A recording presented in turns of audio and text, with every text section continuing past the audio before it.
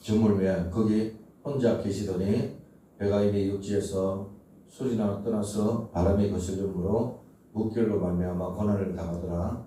밤사경에 예수께서 바다 위로 걸어서 제자들에게 오시니 제자들이 그가 바다 위로 걸어오심을 보고 놀라 유령이라며 무서워하여 소리 지르거늘 예수께서 즉시 이르시되 안심하라 내니 두려워하지 말라.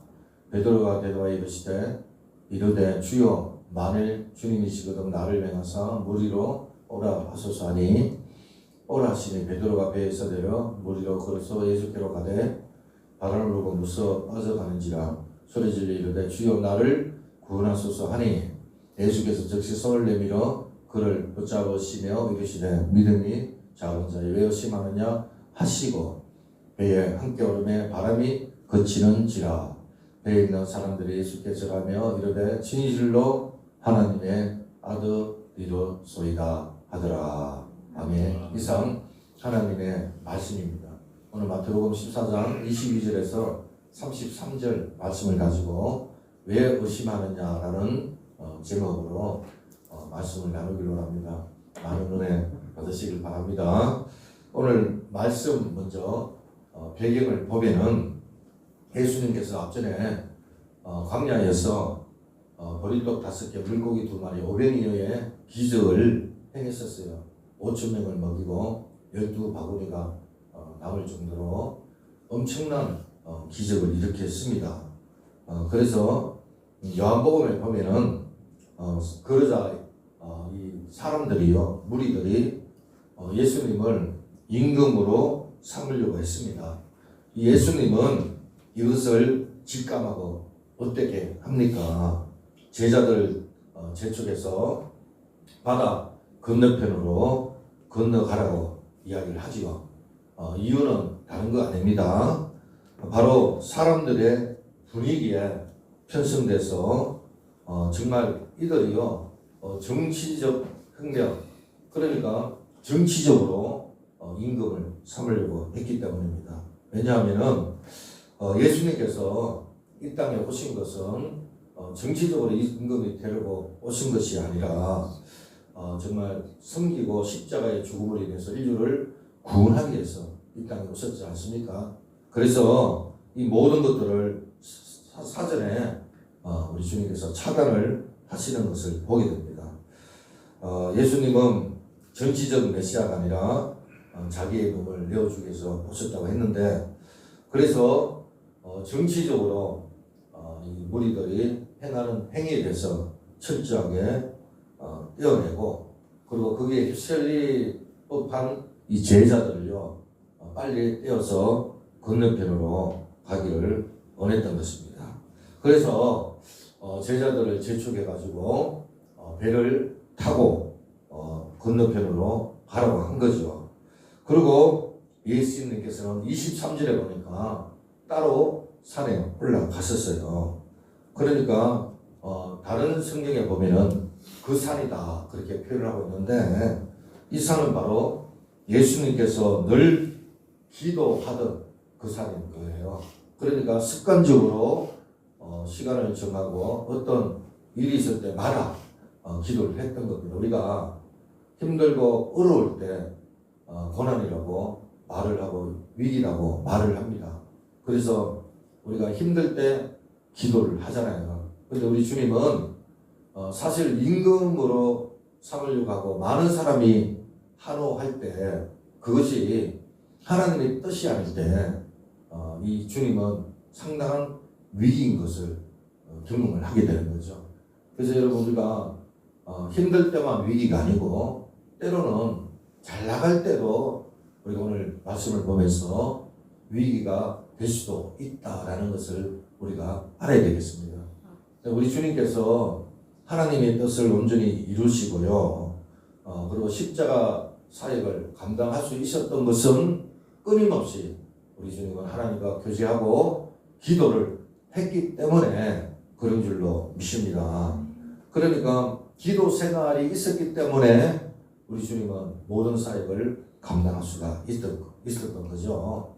예수님은 그밤 기도하시던 중 새벽쯤에 건너편에 가야 될 그러니까 이미 도착을 해야 될 이 제자들이 아직도 파도로 인해 가지고 힘들어하는 것을 보십니다.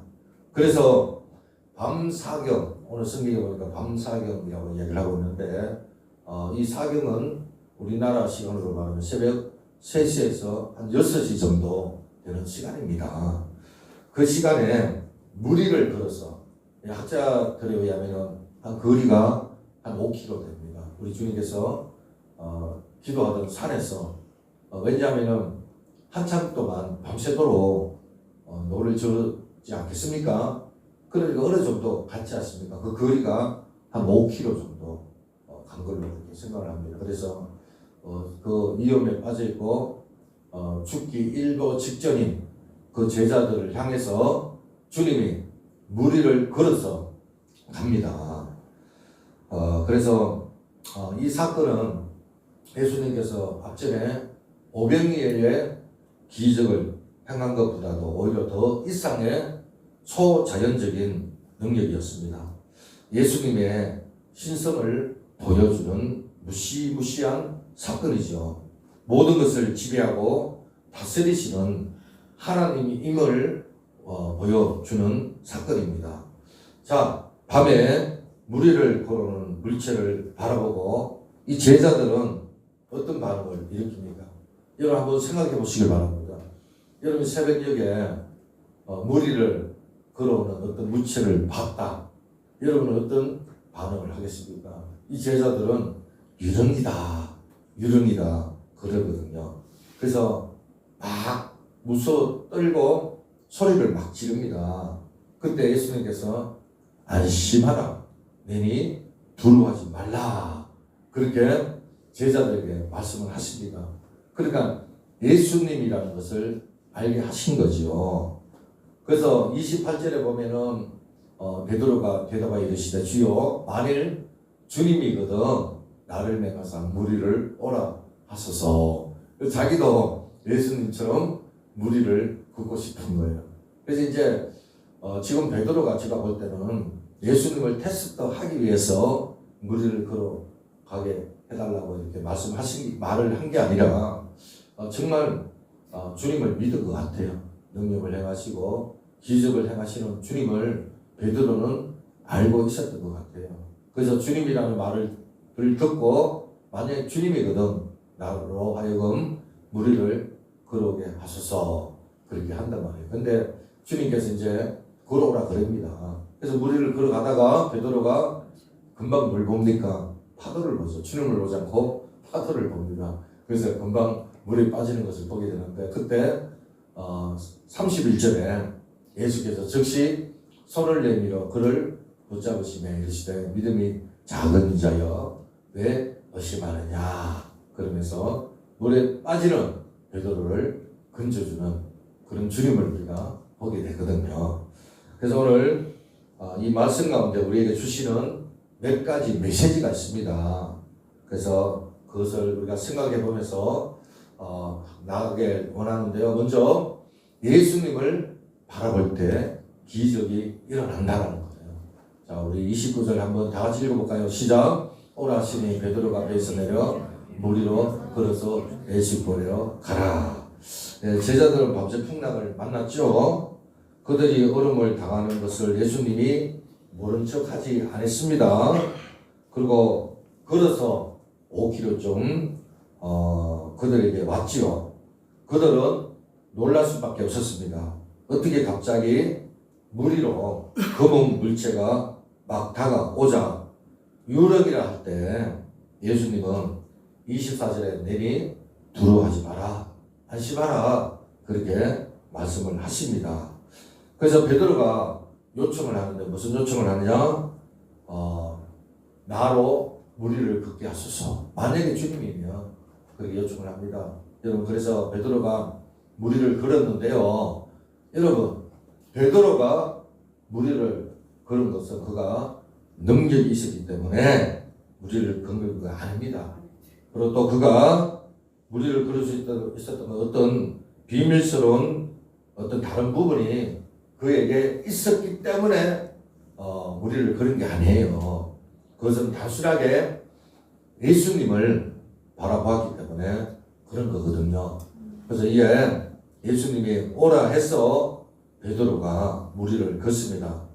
우리는 여기서 믿음이란 무엇인가, 신앙이란 무엇인가 생각을 합니다. 그것은 하나님의 명령에 자신의 주인격을 복종시켜 순종하는 것.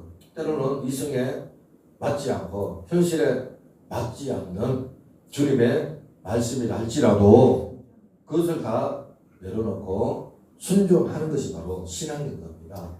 우리는 성경 인물 가운데서 믿음을 하게 해줄 수 있는 인물들이 몇 명 있는데, 먼저 창세기 12장에 보면 아브라함이라는 사람이 있습니다. 믿음의 조상이죠. 오늘날 갑자기 하나님께서 아브라함에게 말씀을 하십니다. 너는 본토 아비 집을 떠나라.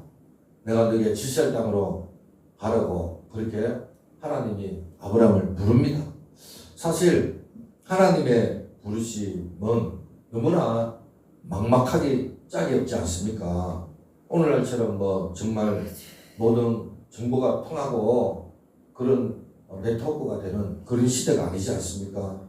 고향을 떠나면은 어디 가서 맞아 죽을지 모르는 정말 미지의 세계로 가는 거거든요. 그리고 거기에는 부족 사회잖아요. 그래서 교양을 떠난다는 것은 너무나 캄캄한 일입니다. 그런데 이 아브라함은요, 하나님의 부르심에 그 망망하고 깜깜한 가운데서도 아무런 보장도 없는 가운데서도 묵묵히 떠나는 걸 보게 됩니다. 이는 그가 하나님만 바라보았기 때문에 그런 줄로 믿습니다. 또 성경에 보면 모세가 있습니다. 이 모세가 출애굽을 해서 이스라엘 백성들을 애굽에서 끄집어내지 않습니까? 그런데 앞에 홍해가 있습니다. 그리고 광야 생활을 해야 돼요. 미래에 대한 보장이 없습니다.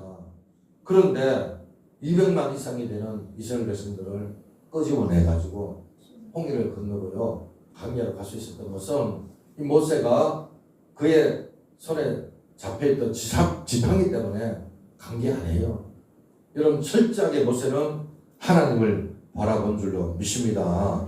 그래서 히브리서에 보면은 이 모세를 가려서 믿음으로 바라봤다. 할렐루야. 오직 상 주시는 이를 바라봅니다. 그랬거든요. 그러니까 하나님을 바라봤기 때문에, 예수님을 바라봤기 때문에 그는 그렇게 할 수가 있었던 겁니다. 베드로도 역시 주님의 명령에 순종하여 믿음으로 배에서 내려가 물가로 걸어갈 때 그는 한 번도 경험하지 못한 초자연적인 세계를 경험하게 되는 줄로 믿습니다. 믿음은 바로 그거예요. 믿음은 바위로, 계란으로 바위를 치는 거예요. 계란으로 바위를 치면은 어떻게 됩니까? 어떻게 돼요? 뭐가 깨집니까? 그거는 세상적인 생각이고, 믿음은요, 바위가 깨집니다. 바위가 깨져요. 제가 조영기 목사님 설교를 잠깐 듣는데 그런 고백을 하더라고요. 자기 아들이 죽게 돼가지고 전염이다가 거의 병원에 갔는데 살 소망이 없대요. 온몸에 다 독이 퍼져가. 실제로 있었던 이야기입니다. 그런데 정말 사생결단을 하고 기도하는데 처음에는 그렇게 금방 이렇게 살아나고 그랬지 않습니다. 정말 온몸에 땀이 범벅이 되도록 기도하고 난 후에 이 토하는데 독을 다 토하면서 살아났다고 이렇게 고백을 하더라고요. 그러면서 믿음은 계란으로 바위를 치는데 계란이 깨지는 게 아니고 바위가 깨지는 게 믿음이다. 처음에는 기도할 때 택도 없는 기도라고 생각했대요. 왜냐, 의사 병원에서도 포기를 했으니까. 그래서 당연히 계란이 깨질 줄로 생각을 한 거예요. 근데 깊이 기도에 들어가고 계속적으로 주님을 의지해서 기도를 하니 하나님께서 믿음을 주시고 능력을 주시고 담대함을 주는데 바위가 깨질 것 같다. 계란으로 바위를 치는데 바위가 깨질 것 같은 할렐루야. 그런 일이 일어날 것 같은 담력을 주는 거예요. 그래서 신앙은 계란으로 바위를 치는데 계란이 깨지는 게 아니라 바위가 깨지는 거다. 그렇습니다, 여러분. 무리를 걷는 거, 초자연적인 거, 베드로가 주님을 바라봤기 때문에. 믿음은 다른 거 아닙니다. 예수님을 바라보는 게 믿음인 줄로 믿습니다. 베드로 이 말씀을 의지하여 예수님을 바라볼 때 자연의 법칙을 초월하여 무리를 걸어갈 수가 있었던 것입니다. 이런 이야기였습니다. 하나님은 사람을 차별하지 않지만 믿음을 차별하신다. 믿음은 차별한대요. 여러분 세상에 많은 차별이 있잖아요. 뭐 스펙, 학벌, 경제적인 능력 이런 것들을 다 봅니다. 차별합니다. 그런데요, 우리 주님께서는 그런 거 보지 않아요. 스펙, 백그라운드 이런 거 절대 보지 않습니다. 그런데 하나 봅니다. 뭘 봅니까? 믿음이.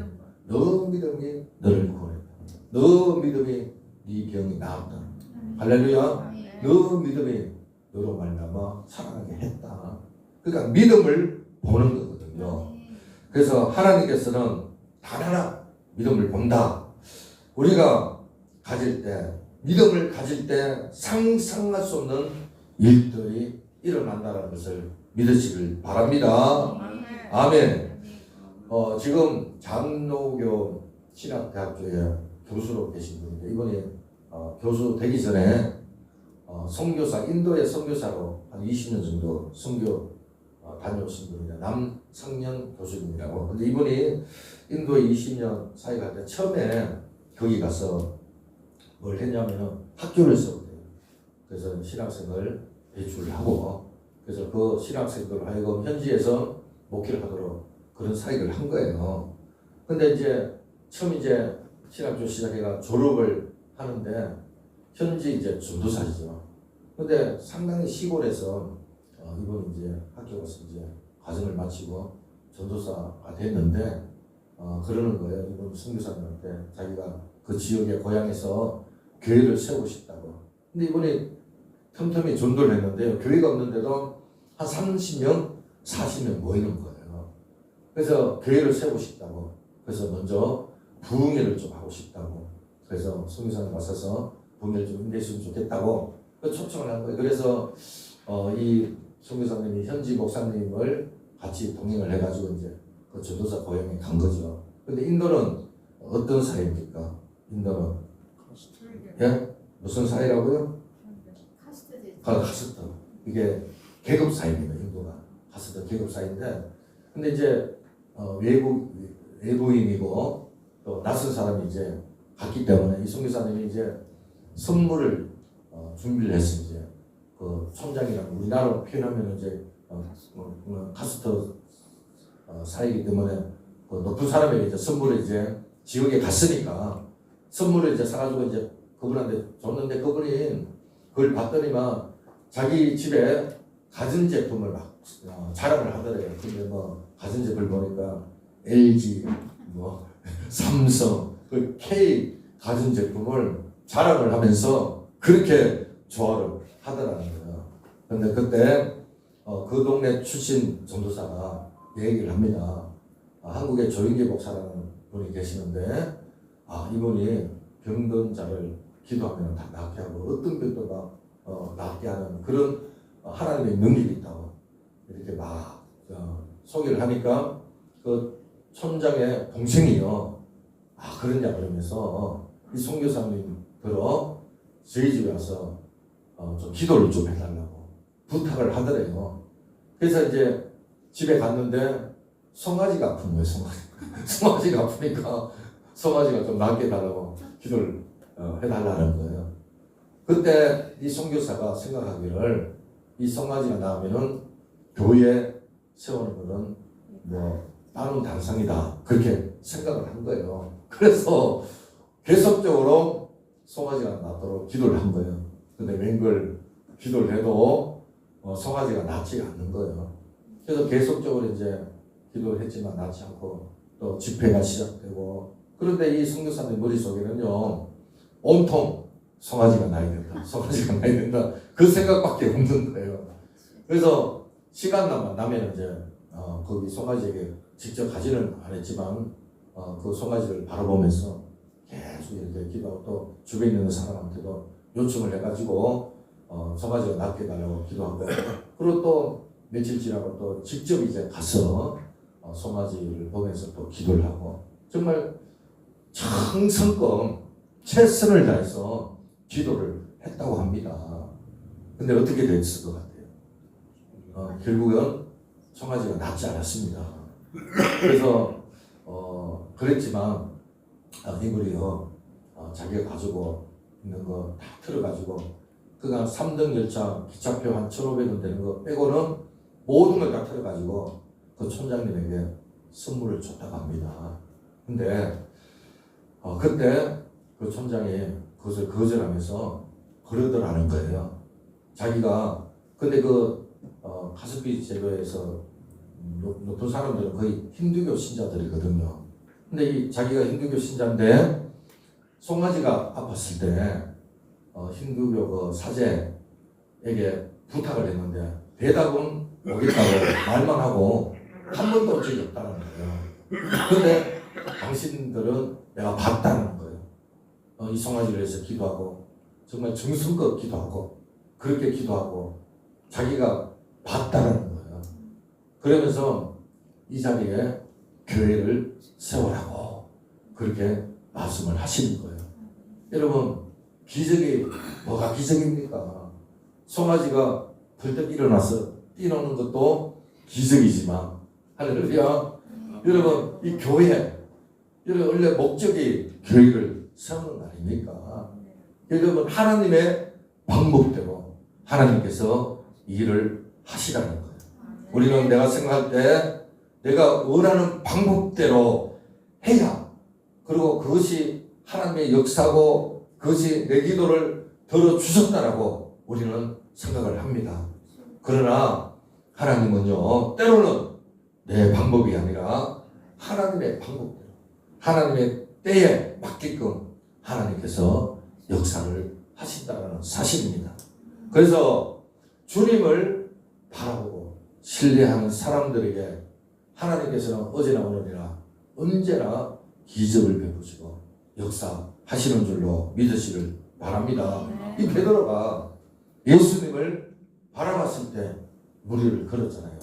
자 그런데 그럼에도 불구하고 한경을 바라봅니다. 여러분 그랬을 때 어떻게 됩니까? 자 30절 30 상인데 자 볼까요? 시작 30절 바람을 보고 무서워 빠져 가는지라 14장 30절 상반절입니다. 바람을 보고 무서워 빠져 가는지라. 이 베드로는 환경을 바라볼 때 믿음이 흔들렸다는 거예요. 그러니까 이 주님께 나가는 동안에 그런 관심의 대상이 바뀐 거예요. 예수님이 아닌 바람을 풍랑을 보게 된 겁니다. 즉 예수님만 바라보고 앞으로 나가야 되는데 베드로는 자신을 삼키듯이 달려드는 거센 파도를 보고 그만 바다에 빠지면서 두려워했다는 거예요. 이것은 베드로의 믿음의 한계가 아닐까 생각을 합니다. 그런 예수님의 초자적인 능력을 믿었지만 태풍의 위협에 이길 더 큰 믿음이 그에게는 없었다는 거예요. 그래서 거센 바람이 불어오는 것을 보고 무서워 사로잡혀가지고 물에 빠지는 일이 일어나게 된 거예요. 이처럼 믿음이 흔들릴 때는 환경을 바라볼 때입니다. 현실을 볼 때입니다. 주님을 봐야 되는데 환경을 볼 때 믿음이 흔들리는 거예요. 주님을 바라보는 시선에서 우리에게 닥쳐오는 여러 가지 현실의 문제를 바라보면 두려움이 믿음을 삼킵니다. 압도를 하는 거예요. 그래서 사단은 계속해서 우리에게 의심을 불어넣습니다. 예수님은 베드로가 물에 빠진 이유에 대해서 믿음이 적은 자여 왜 의심하느냐라고 말씀을 하십니다. 여러분 여기서 의심한다라는 얘기는요 두 줄을 잡아당긴다는 말이거든요. 양쪽에서 두 줄이 잡아당기는 거예요. 그러니까 마음이 두 갈래로 나누어져 하나 되지 못한 상태를 말하는 거예요. 그러니까 베드로는 주님께 대한 믿음과 함께 바람과 파도에 대한 두려움이 있었다. 이 두 마음이 있었던 거예요. 그래서 온전한 믿음의 장으로 나가지 못하고 멈춰져 버리고 말았다는 거예요. 이는 그가 주님을 바라보는 시각에서 환경을 바라보다가 바로 그와 같은 자리에 빠지게 된 겁니다. 이것은 베드로만의 얘기가 아니라는 거예요. 많은 사람들이 주님을 바라보다가 자기에게 주어진 환경을 보게 되면 금방 두려움에 빠지고요. 좌절에 빠지고 실망에 빠지게 되는 겁니다. 하나님의 은혜와 능력을 사모하는 중에도 끝까지 하나님을 보지 못해가지고 결국 시험에 빠지는 경우가 우리는 종종 있다는 것을 알아야 됩니다. 우리는 열왕기상 18장에 나오는 엘리야를 통해서 확인할 수가 있는데 이 엘리야가 어떤 사람입니까? 바알 선지자, 아세라 선지자 850명의 거짓 선지자와 싸워서 이기지 않습니까? 어떻게 이깁니까? 도랑에 물을 담고 제단에 제물을 넣고 너희 신이 진짜 신인가 우리 신이 진짜 신인가 내기한다 그랬습니다. 먼저 바울 선지자, 아세라 선지자 850명의 선지자들이 그들의 신에게 기도하지 않습니까? 아무리 기도해도요 응답이 없는 거예요. 그래서 엘리야가 말합니다. 너희 신이 지금 잠자고 있기 때문에 더 크게 기도해라. 그래서 그들이요 몸을 자해하고 막 부르짖습니다. 그래도 대답이 없는 거예요. 이때 엘리야가 하나님 앞에 기도합니다. 기도하기 전에 도랑에 물을 더 채우라고. 그래서 12도랑에 물을 철철 넘치도록 제단에 넘치도록 물을 붓습니다. 그리고 하나님 앞에 기도하니까 어떻게 됩니까? 하늘에 불이 떨어져 가지고 도랑을 다 태우고 재물도 다 태웁니다. 아멘. 그런 엄청난 능력을 행한 거예요. 그리고 그 이후에 어떤 일이 일어납니까? 한 문이 닫혀가지고 3년 6개월 동안 비가 오지 않습니까? 이 엘리야가 기도를 하니까 손바닥만한 구름이 보이면서 결국에는 비가 옵니다. 여러분 3년 6개월 동안 닫혀있던 하늘이요 기도하니까 하늘문이 열려가지고 비가 오는 거예요. 그런 엘리야가 아합의 부인 이세벨에게 위협을 받잖아요. 너도 반드시 죽을 거다.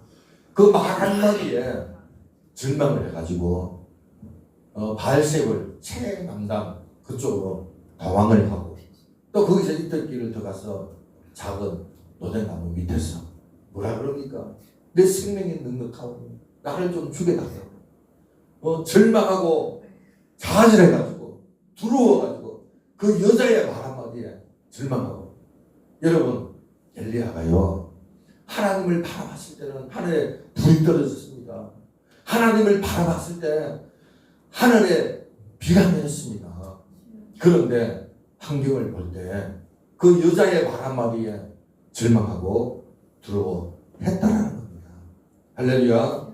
그래서 정말 여러분 이 주님을 바라보다가 이 베드로가 어떻게 됩니까? 파도를 보잖아요.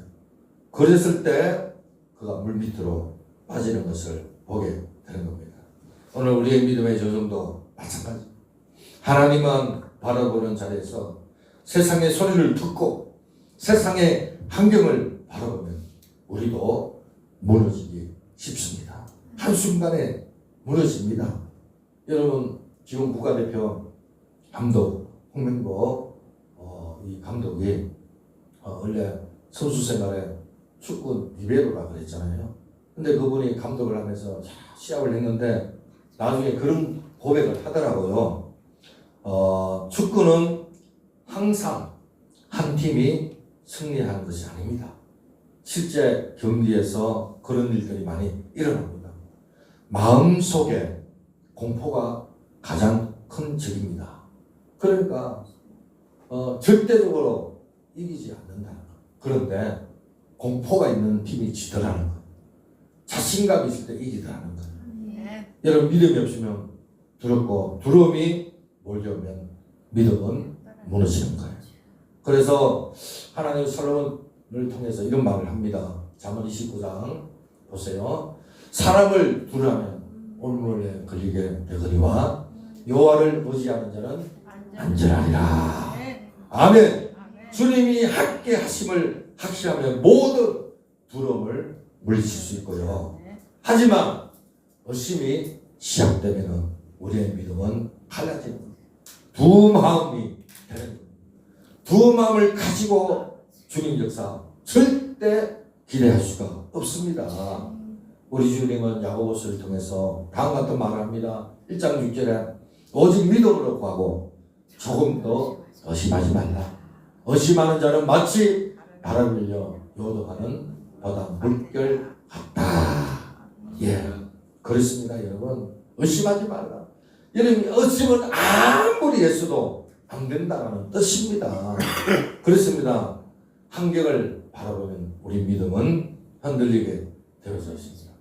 하지만 주님을 바라보면 주님께서 반드시 우리를 붙잡아 주시는 줄로 믿습니다.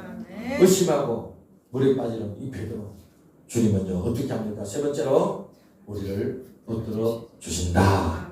31절에 보니까 예수께서 즉시 소리를 내밀어 그를 붙잡으시며, 즉시라는 말을 우리가 명심을 해야 됩니다. 이르시되 믿음이 작은 자여 왜 의심하느냐 말씀하십니다. 우리 주님은 베드로의 일행이 탄 배가 이미 떠난 지 몇 시간 되었음에도 불구하고 목적지에 이르지 못한 것을 아셨습니다. 그래서 그들 가운데 찾아갔습니다. 두려워하는 베드로가 만일 주시라면 맹마사 무리를 걷게 하소서라고 말할 때 그는 그렇게 하라고 했습니다. 그래서 예수님의 요청을 들어주자 그가 물에 걸었습니다. 물로. 그런데요 곧 물을 보고 파도를 보고 물 밑으로 빠져들잖아요. 그런 그를 붙잡아 주시면서 내 믿음이 적냐, 왜 의심하느냐, 믿음이 적은 자. 그러니까 의심하는 자는 누구라고요? 믿음이 적은 자. 믿음이 작은 자는 누구라고요? 의심하는 자. 의심하는 자는 믿음이 적은 자고 믿음이 적은 자는 의심하는 자인 것입니다. 그리고 손을 내밀어 베드로를 구원하고 배에 오릅니다. 오늘 우리는 누구나 다 의심하면 기분 나빠져요. 누가 날 의심해 보세요. 얼마나 기분 나쁩니까? 그와 함께 하고 싶지 않지 않습니까? 선을 긋는 경향이 있지 않습니까? 아니 격리하고 의문해도 부족한데 무슨 의심을 해. 너하고 단절이야. 끝났어. 니나 잘해.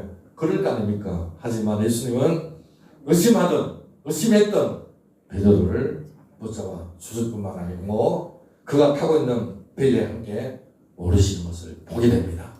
그러자 그센 파도가 잠잠해지는 거예요. 평온함이 그들 가운데 찾아옵니다. 어쩌면 우리는 지금 베드로의 일행이 맡고 있는 풍랑에 우리 모두가 있을지는 모르겠습니다. 있고 있는지 모르겠습니다. 여러분 우리 대한민국호가 지금 이와 같은 자리에 있지 않습니까? 그것은 바로 선장 없이 표로하고 있는 그런 모양입니다. 이 베드로가 주님 앞에 구원을 요청했던 것처럼 오늘 우리도 주님께 요청하면 주님께서는 반드시 우리를 구원해 주시고 우리를 붙잡아 주시고 우리를 살 길로 인도해 주시는 줄로 믿습니다. 다시 세운다는 거예요. 사랑하는 성도 여러분, 오늘 우리는 예수님을 바라보면 기적을 경험할 수가 있습니다. 하지만 예수님을 바라보는 시각에서 환경을 바라보면 어떻게 됩니까? 무너지고 맙니다. 하지만 그런 상황 가운데서 다시 주님을 찾으면 우리 주님은 반드시 붙들어 주시는 거예요. 왜 그러냐? 왜 그러냐? 묻지 않습니다. 구원해 주십니다. 응답해 주십니다. 붙드십니다. 우리가 잘 아는 영국의 민요인데요. 원래 유명한 영국의 민요인데 여러분 잘 아는 You Raise Me Up이라고, Me Up, 그러니까 잘 아는 노래입니다. 이게 이제 가사를 개사를 해가지고 복음성가로 이제 부르는데, 우리 한번 동영상 틀어줄래요? 먼저 틀기 전에 이 가사 내용이 그렇습니다. 잠깐만요. 잠깐 요거만 좀 하고 틀어주세요. PPT 좀 주세요. 제가 그 가사 내용을 대충 한번 읽어볼게요. 한번 보시길 바랍니다. 자막을. 좀 켜주세요. 내 영혼 지치고,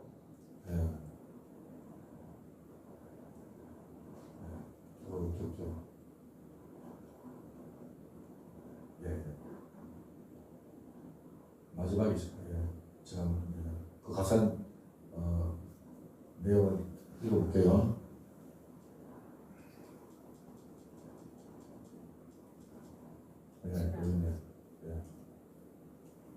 자, 좀 켜주세요. 내 영혼 지치고 나에 계실 때, 괴로움이 밀려와 나의 마음을 무겁게 할 때. 켜주세요. 화면이 안 보여요. 안 보여요? 안 보여요. 안 보이고, 자, 당신이 내 옆에 와 앉으실 때까지 나는 여기서 고요히 당신을 기다립니다. 당신이 나를 일으켜 주시기에 나는 산 위에 문득 설 수 있고, 당신이 나를 일으켜 주시기에 나는 폭풍의 바다 위를 걸을 수 있습니다. 당신이 당신의 어깨에 기댈 때 나는 강해집니다. 당신이 나를 일으켜 주시기에 나는 나보다 더 큰 내가 됩니다.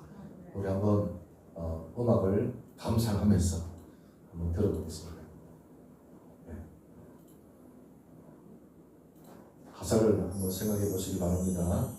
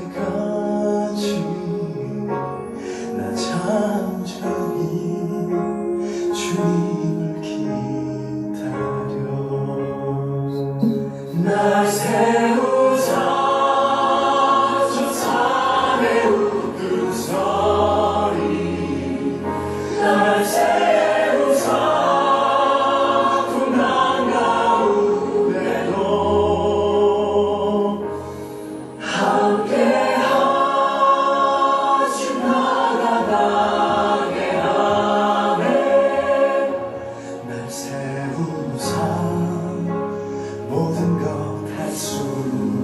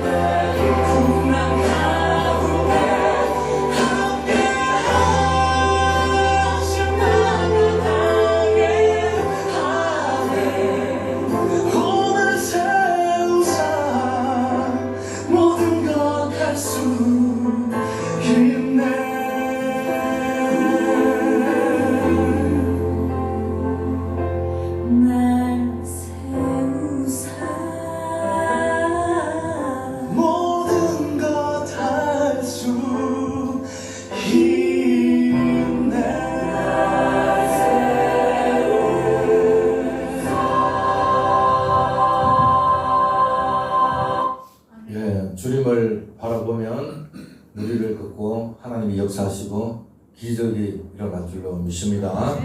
오늘 우리가 말씀을 생각하면서 찬양을 부르고요 기도하겠습니다.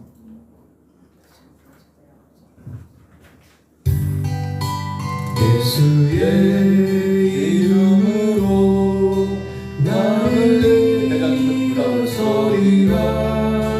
주가 주신 능력으로 나를 일어서리라.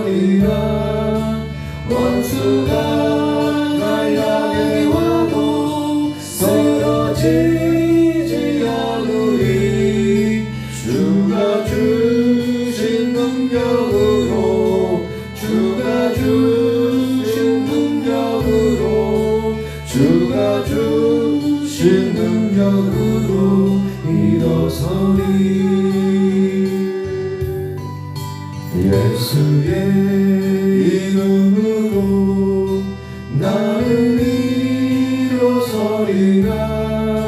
주가 주신 능력으로 나를 일어서리라.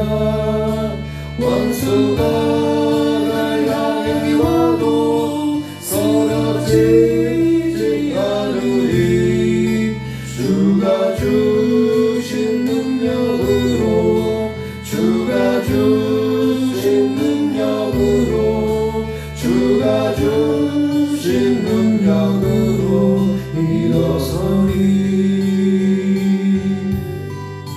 주가 주신 능력으로 주가 주신 능력으로 주가 주신 능력으로 일어서리.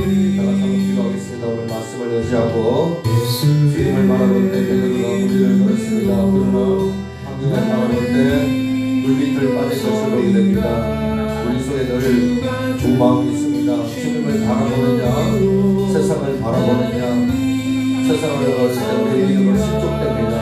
주님을 바라보시길 바랍니다. 우리가 오늘 말씀을 의지하면서 기도하기를 원합니다. 기도하겠습니다. 하나님 감사합니다. 오늘 jorgan 주일날 아버지 앞에 우리 하시고 주님께 예배드리게 하시고 말씀을 듣게 하시고 은혜 받게 하시니 감사합니다. 하나님 아버지 적용합니다. 내 삶에 적용하기를 원합니다. 하나님 주님을 바라보기를 원합니다. 주님이시거든 나를 무리를 걸어오게 하시라고 말씀하시는 그 베드로의 말씀에 따라 우리 주님께서 말했을 때 주님을 바라봤을 때 베드로가 무리를 걸으신 줄 믿습니다.